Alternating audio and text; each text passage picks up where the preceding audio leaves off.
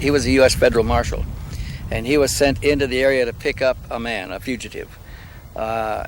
When he got to the gate at Groom Lake, they led him on to make the arrest, but they required an escort with him. And then first they searched him, and then they assigned an escort. And when they prepared to leave, the escort handed him a black bag. He says, "Put it in your belt here."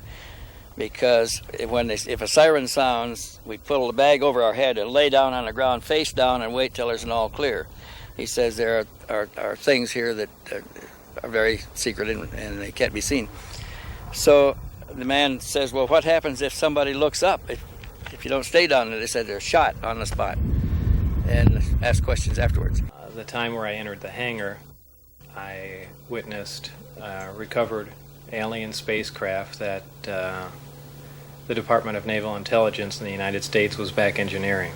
A year later, we were talking about, again, activities at Groom Lake. And I asked him, I said, can you really tell me what's happening out there? And he said, well, there's a lot of things that are going on there that I won't be able to tell you until the year 2025. But we have things in the Nevada desert that would make George Lucas envious. This is a Nevada test site. The area comprises about 10,000 square miles. Right dead center of the test site is what is known as Area 51, also known as Watertown, also known as the Ranch. At the very center is Groom Lake. It's about 10 miles on each side, and this is where most of the secret activity goes on. February the 21st, 1990, I accompanied a crew from Nippon Television Network to witness a test flight of an object over Groom Lake, which is known as Area 51.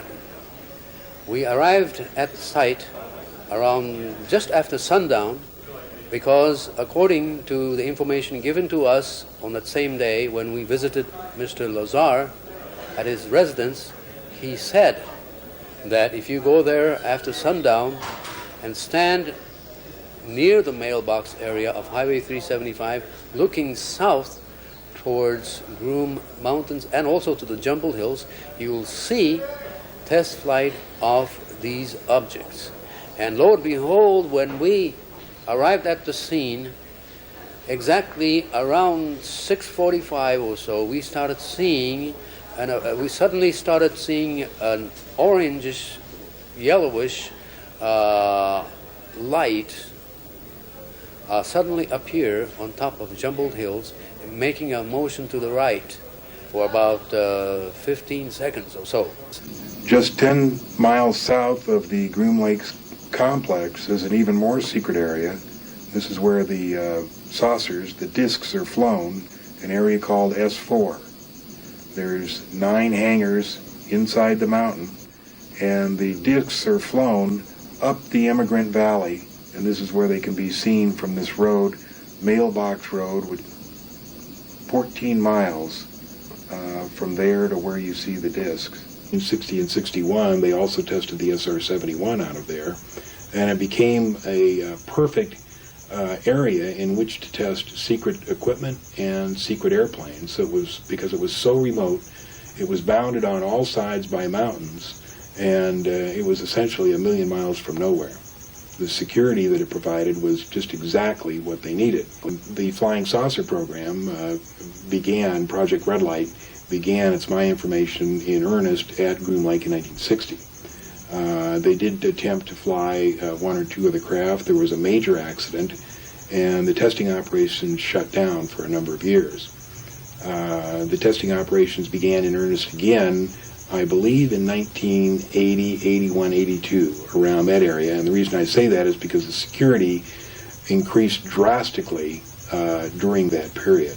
I was traveling in a car with my friend down the road, and a very large object flashed over the car and then began to float probably about a mile away from us in the open desert. We got out of the car, ran towards the object, and got within a few hundred yards of a large disc-shaped object about 40 feet in diameter that looked like a saucer with a teacup on the top of it. It glowed a brilliant reddish-orange color and then glowed a real bright yellow color. On one occasion, we thought that the object was actually going to explode because it glowed so brilliantly. It would shoot up to about 200 feet in the air, make a falling leaf motion back and forth, and then go back down onto the ground.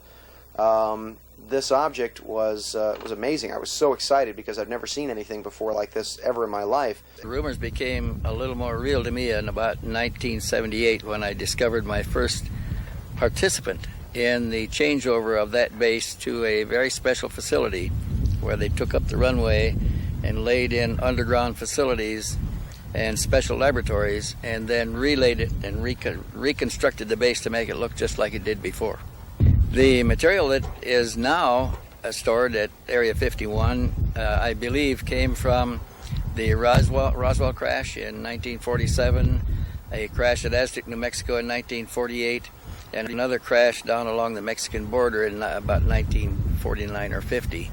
The residue was first taken to Los Alamos and to other areas in New Mexico under the control of the Atomic Energy Commission, also super secret facilities.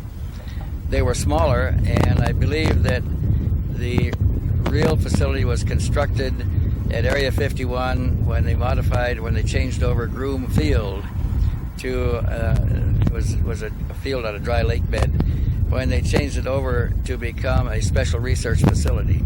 And I believe they transported the material that had been collected and held elsewhere to Area 51 about that time, at least much of it, for the research projects.